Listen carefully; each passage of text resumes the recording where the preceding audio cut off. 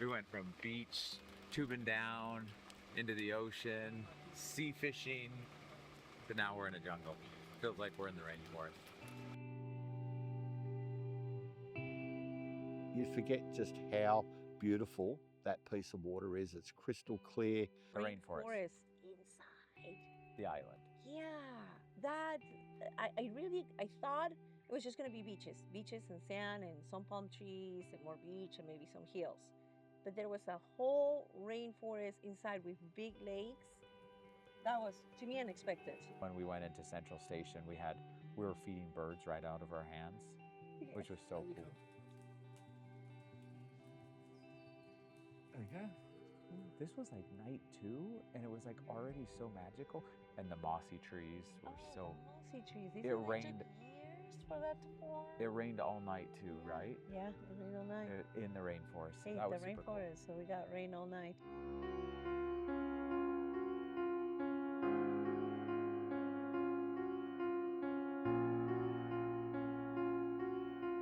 And everybody's like, hey, do you guys want to go ride an airplane? And we're like, what? We are about to go and fly over Gary, Fraser Island.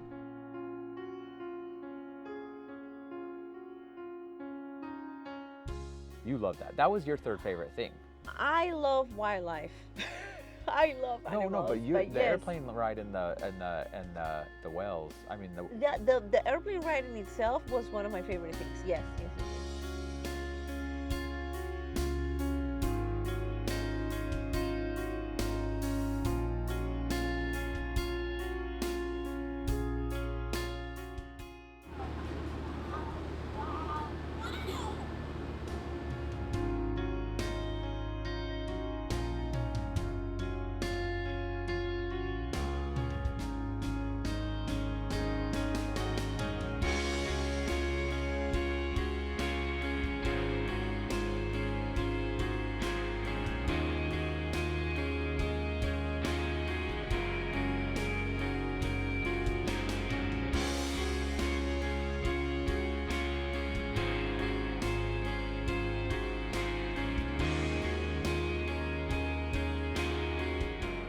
When we got to Indian Head, which is a portion, so we're driving on the east side of Fraser Island most of the way, and then there's a part where it kind of comes to a point where you can't drive on the beach anymore, so you have to cross up and over maybe close to a half a mile, more like a quarter of a mile, but it is deep, deep sand.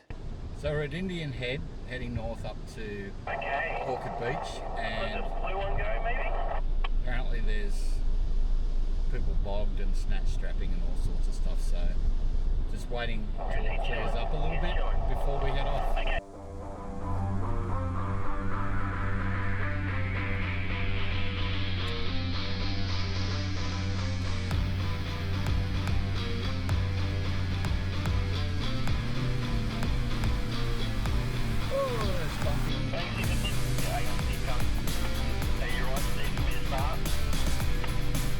Yeah, mate, I'm good as gold. Soft on entry, soft on the way out. And bumpy.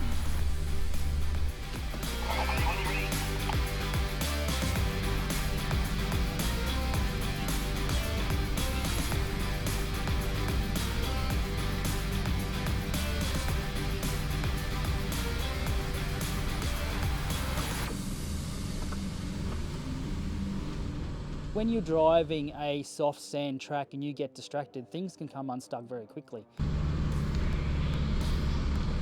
we're going down. We're going down. Are they getting stuck? And randomly, out of the blue, he sees his best man, like from his wedding. And he's like, so he starts slowing down because he's stuck, he's bogged. And he's like, I couldn't like just let my best man. This is not like his best mate. Like this is like the guy I can't do his wedding. So he slows down to check on him and he gets stuck. And so the next couple hours, everybody's bogged. We've got our guys in the camera car. They've been doing these trips for a very long time. They know how to do recoveries. So the first thing is we get Craig in the big camera patrol, send him up into the soft stuff to help recover Mark.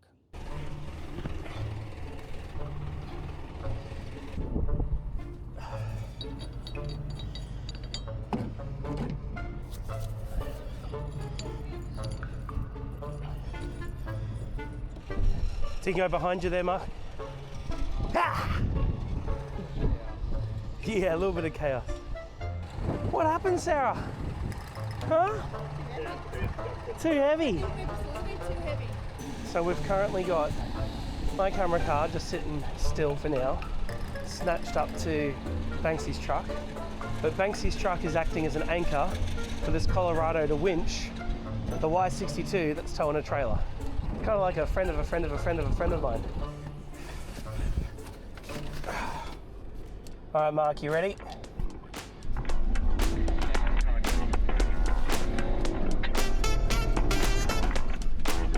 The truck's got momentum. I'm just going to keep going until you say stop. So, little camera car that could had to come rescue.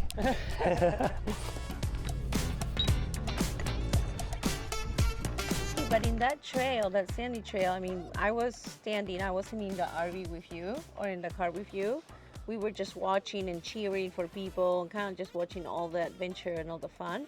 But even walking on the sand, your feet will go pretty deep. So just to give you, an idea of how deep and soft that was. And there were at least 4 cars stuck and they were trying to help each other. And yes, Banksy was helping at the very front, and he had all the gear for every car pretty much.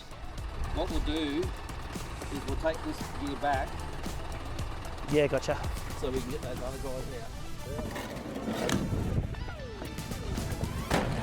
I ran out of actual RPM, there's nothing left. Yeah, gotcha. All right, we're just going to go back up and help this Colorado help Banksy's friends out.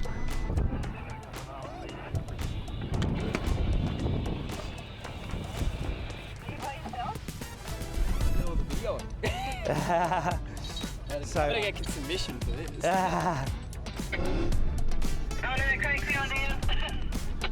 That's all right, it's all right. I went a bit too much right foot. Can you chuck some max tracks onto me, Mark? We need those max tracks back soon.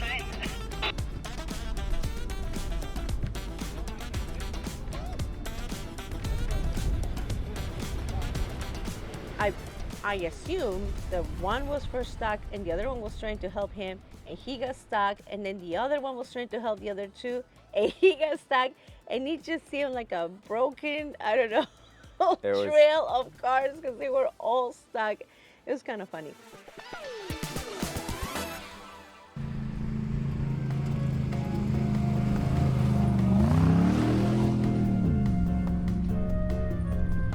Here comes Shane.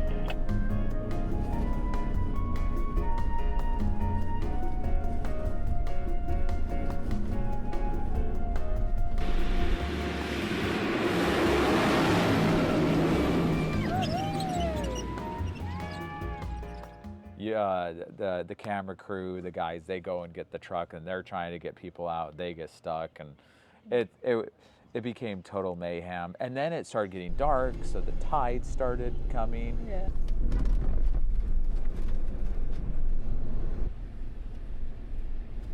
It was getting cold, and he stayed there. We ended up taking his 14, his RV. The camera guys just hooked it up, and we took it because it was getting really dark. And he stayed there until the end, till he got them out. So very, huge example of, charity and love, like he saw his buddies, he saw friends, and got them all out. So, Murphy's Law is at work again. We've come across Indian Head and we've managed to get our vehicles through. There was a bit of tug and snatch straps and whatnot to get through, but we have some friends that are a bit stuck there with a big Silverado Chevy thing and another vehicle with a trailer. So Banksy's gone back, he's given them a hand with the truck, and then he's going to hook up and bring his van out. But Indian Head's really soft, and you have to hit it with a fair speed and flotation, good tyre pressures and enough speed to get you through. And it's a bit bumpy, which you just got to suck it up, and ride the bumps. I didn't have any problem, but I am towing the smallest van. Shane and Vaughan, not a problem. Just blitz through with the 300 series and the Patrol.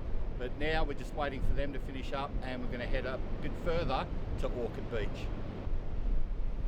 So have we provided enough adventure, mate? It's been an adventurous day for sure, right? From flying over the island to, I was worried.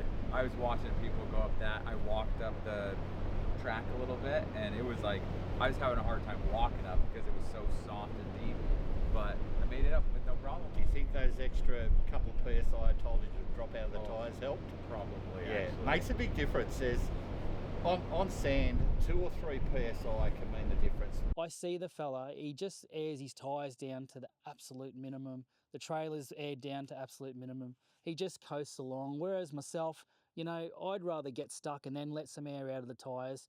You know, he just coasts through. And sometimes I see him do it and he's just so cruisy. Does anyone have eyes on Steve? Because I thought I heard someone say that they got stuck just as we were leaving. Champagne.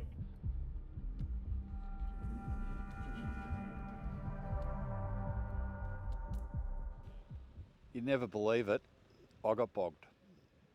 So what's happened is we've got to the beach exit up near the Champagne pools, and I've pulled up, put in low range 4-wheel drive, and I pulled up too close to the soft stuff, and guess what? I didn't make it. So Craig's just going to connect up to the back of me, pull me backwards a bit so I can get a run, and I'll have a second go at it and hopefully get through.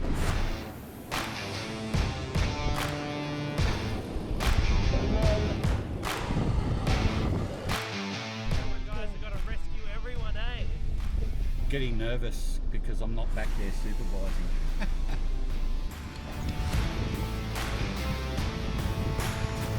All right, Steve, you ready? I am ready, mate. All right, going in now.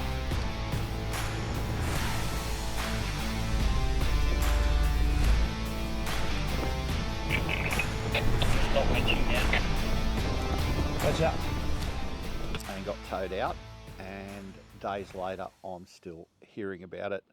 There's this new sticker on the back window of my vehicle about getting bogged on Fraser Island, and there'll be memes and movies about it, the way things are going, but hey, that's life. Steve getting bogged. Here we go. You weren't there to see it, but... Oh, I could hear it on the radio. It was good. Mr. Steve, I don't get bogged Zamet is no longer Mr. Steve. I never get bogged Zamet. Oh, it's not going to happen a second time. Who got stuck? Steve got stuck. Hey, what was it you were saying before about never being stuck on camera? I'm pretty sure we had cameras rolling for that little recovery back there where the camera crew had to rescue you.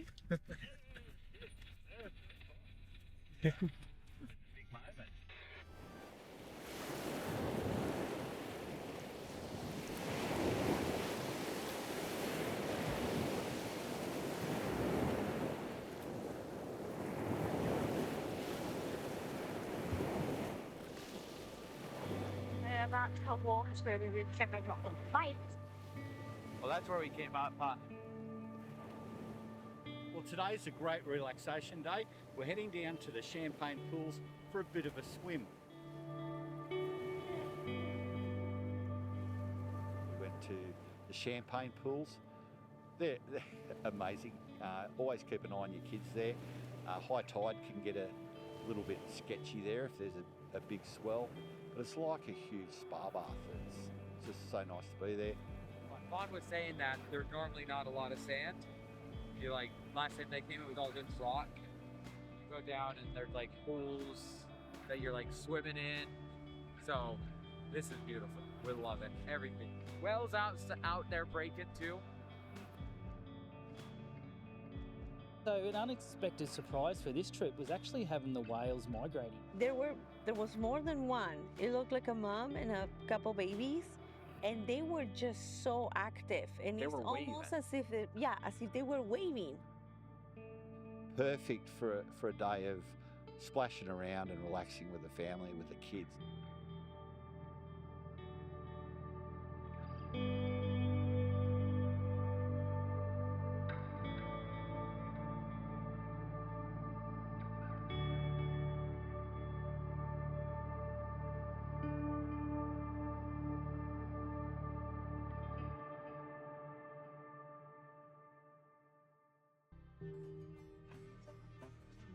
We were driving on the beach every single day, and that was spectacular. That exceeded expectations. I did not expect that. I really was thinking there were going to be roads and maybe some dirt. Okay, yeah, maybe some sand, but driving on the sand right by the shore, that blew my mind. Steve, Nagala's known for being a bit gnarly. Have you ever seen anyone take a caravan through there? I have not seen anyone take a caravan through Nagala Rocks, but that sounds like the kind of challenge the MDC team would be up for. Well, guys, some bad news. Looks like Nagala Rocks bypass is closed.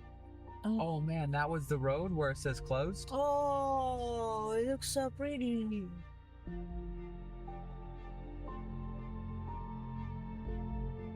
We still got one Australian, one guy from the US. No bogged. See who gets bogged last.